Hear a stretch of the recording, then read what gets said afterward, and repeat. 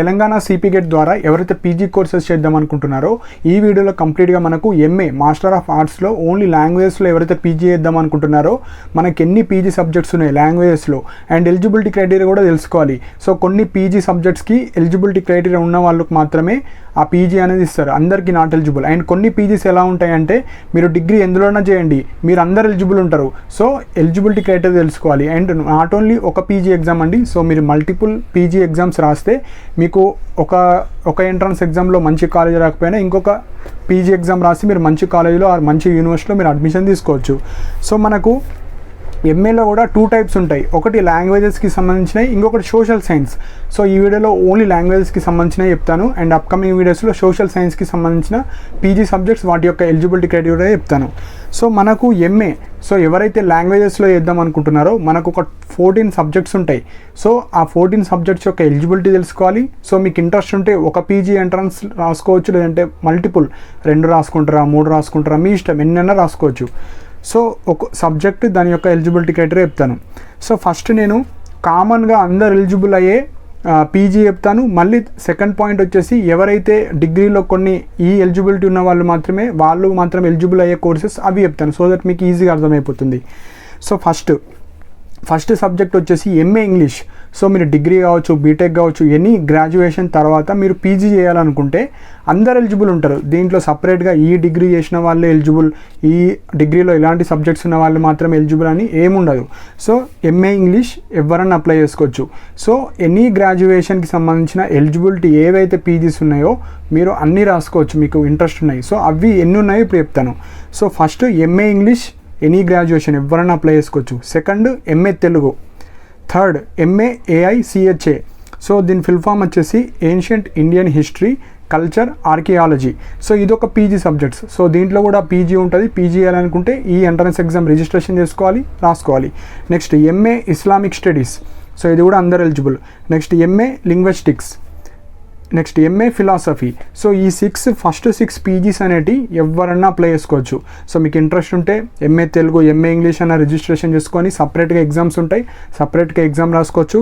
లేదంటే నాకు 6 కూడా రాయాలనుకుంటా అంటే 6 కూడా రాసుకోవచ్చు. మీ ఇష్టం, అది మీ ఇష్టం బట్టి మీరు ఎలిజిబుల్ ఉంటే అవి రాసుకోవచ్చు. సో ఇవి first 6: MA English, MA Telugu, MA AICHA, MA Islamic studies, MA linguistics, MA philosophy. So ఇవి 6. నెక్స్ట్ ఎంఏలోనే కొన్ని లాంగ్వేజెస్ ఉంటాయి. సో ఈ లాంగ్వేజెస్కి కొద్దిగా ఎలిజిబిలిటీ క్రైటీరియా అనేది డిఫరెంట్ ఉంటుంది. సో ఆ ఎలిజిబిలిటీ ఉన్న వాళ్ళు మాత్రమే అప్లికేబుల్. సపోజ్ వితౌట్ ఎలిజిబిలిటీ వాళ్ళు అప్లై చేసుకోవచ్చు, కానీ ఎంట్రన్స్ ఎగ్జామ్ రాసిన తర్వాత వెబ్ కౌన్సిలింగ్లో రిజెక్ట్ అయిపోతారు. సో ఈ మిస్టేక్స్ చేయకూడదు. చాలా స్టూడెంట్స్ ఎలిజిబిలిటీ క్రైటీరియా తెలియకుండా ఏవో పీజీస్ అప్లై చేస్తారు, కానీ అలా చేయకూడదు. సో ఇప్పుడు కొన్ని పీజీస్ ఉంటాయి, సో ఆ పీజీస్ చెప్తాను. సో ఇక్కడ 7th వన్ వచ్చేసి అరబిక్. సో నేను ఇప్పుడు చెప్పబోయే ఏవైతే ఉన్నాయో లాంగ్వేజెస్ వాటన్నిటికీ సేమ్ క్రైటీరియా ఉంటాయి. సో నేను ఒక క్రైటీరియా చెప్తాను, అన్నిటికీ అవే అప్లికేబుల్ అవుతాయి. సో ఇప్పుడు ఏవైతే ఇప్పుడు ఎంఏ అరబిక్ కావచ్చు, MA Hindi, MA Kannada, MA Marathi, MA Sanskrit, MA Urdu, MA Persian. So ఇవన్నీ లాంగ్వేజెస్కి సంబంధించినవి. సో వీటికి మీరు ఎలిజిబుల్ అవ్వాలంటే ఒక 1 or 2 క్రైటీరియాస్ ఉంటాయి. ఆ క్రైటీరియా ఉన్న వాళ్ళు మాత్రమే ఎలిజిబుల్. సో ఫస్ట్ క్రైటీరియా వచ్చేసి మీరు డిగ్రీలో 1 ఆఫ్ ది లాంగ్వేజ్ ఉండాలి. అంటే మీరు లాంగ్వేజెస్ ఉంటాయి కదా, తెలుగు, హిందీ, ఇంగ్లీష్, ఉర్దూ, ఏదో ఒక లాంగ్వేజెస్. మీరు ఇప్పుడు ఎగ్జాంపుల్ ఎంఏ అరబిక్ చేయాలంటే అరబిక్ అనేది 1 ఆఫ్ ద లాంగ్వేజ్ ఉండాలి మీకు డిగ్రీలో. Degree first year, second year, third ఇయర్లో మీకు అరబిక్ అనేది లాంగ్వేజ్. అదే ఎంఏ హిందీ చేయాలనుకుంటే హిందీ అనేది మీకు లాంగ్వేజ్లో ఉండాలి. సో కొంతమందికి హిందీ ఉండదు డిగ్రీలో, మరి నేను ఇప్పుడు ఎంఏ హిందీకి రాసుకోవచ్చు అంటే రాసుకోరాదు, నాట్ ఎలిజిబుల్. ఎందుకంటే మీకు డిగ్రీలో హిందీ ఉంటేనే ఎలిజిబుల్. సో అలానే MA Kannada, Marathi, Sanskrit. So MA Sanskrit exam రాయాలంటే మీకు డిగ్రీలో సాంస్క్రిత్ ఉండాలి, అప్పుడు మాత్రమే ఎలిజిబుల్. So Urdu, Persian. ఈ పర్షియన్కి మీకు డిగ్రీలో పర్షియన్ ఉన్నా, అరబిక్ ఉన్నా, ఉర్దూ ఉన్నా, ఈ 3లో ఏదో ఒక లాంగ్వేజ్ ఉన్నా మీరు పర్షియన్ ఎగ్జామ్ రాసుకోవచ్చు. సో ఇవి లాంగ్వేజెస్. ఫస్ట్ నేను చెప్పినవన్నీ మీ అందరు ఎలిజిబుల్, కానీ ఇప్పుడు నేను అరబిక్, హిందీ, కన్నడ ఏవైతే ఇవి లాంగ్వేజెస్ ఉన్నాయో డిగ్రీలో ఆ సబ్జెక్ట్ ఉంటేనే ఎలిజిబుల్, లేకపోతే నాట్ ఎలిజిబుల్. మీరు ఆ ఎగ్జామ్స్కి ఆ పీజీ సబ్జెక్ట్స్కి నాట్ ఎలిజిబుల్. సో లాస్ట్ వచ్చేసి థియేటర్ ఆర్ట్స్. సో ఇదొక టైప్ ఆఫ్ పీజీ. సో దీంట్లో ఏంటంటే ఎనీ గ్రాడ్యుయేట్ ఎవరన్నా అప్లై చేసుకోవచ్చు. కాకపోతే గ్రాడ్యుయేషన్తో పాటు 2 years మీకు ఎక్స్పీరియన్స్ సర్టిఫికేట్ ఉండాలి. అంటే స్టేజ్ మీద పర్ఫామ్ చేసినట్టు, అంటే మన కోర్సులో జాయిన్ అయినట్టు. సో స్టేజ్కి సంబంధించింది థియేటర్ ఆర్ట్స్ అనేది. సో ఇట్లా నాటకాలు కావచ్చు, ఇట్లాంటివి ఉంటాయి కదా. సో దానికి సంబంధించిన మన ఎక్స్పీరియన్స్ సర్టిఫికేట్ ఉండాలి. అది కూడా 2 years మినిమం ఉండాలి. అప్పుడు మాత్రం మీరు ఎలిజిబుల్ అవుతారు, లేకపోతే నాట్ ఎలిజిబుల్. సో మనకు ఎంఏలో లాంగ్వేజెస్కి సంబంధించిన టోటల్ 14 ఉన్నాయి.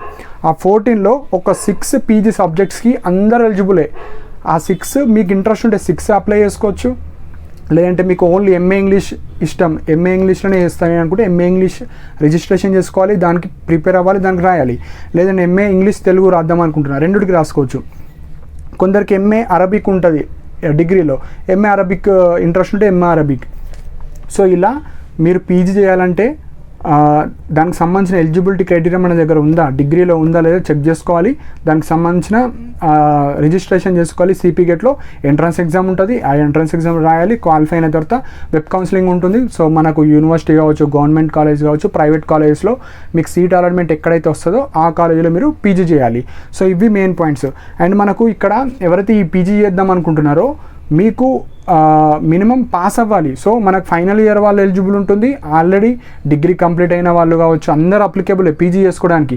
కానీ మీరు పాస్ అయి ఉండాలి, ఆర్ ఫైనల్ ఇయర్ స్టూడెంట్స్ ఉండాలి.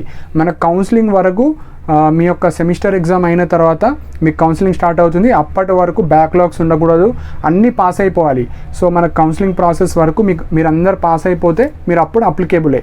ఎగ్జామ్ అయితే రిజిస్ట్రేషన్ చేసుకోవచ్చు. ఫైనల్ సీట్ అలాట్మెంట్ వరకు మీకు డిగ్రీలో ఏ బ్యాక్లాగ్ ఉండద్దు. బ్యాక్లాగ్ ఉంటే నాట్ ఎలిజిబుల్. అండ్ మీకు డిగ్రీలో కనీసం 40% ఆఫ్ మార్క్స్ వచ్చి ఉండాలి, అప్పుడు మాత్రమే ఎలిజిబుల్. అంటే మీరు పాస్ అయి ఉంటే సరిపోతుంది.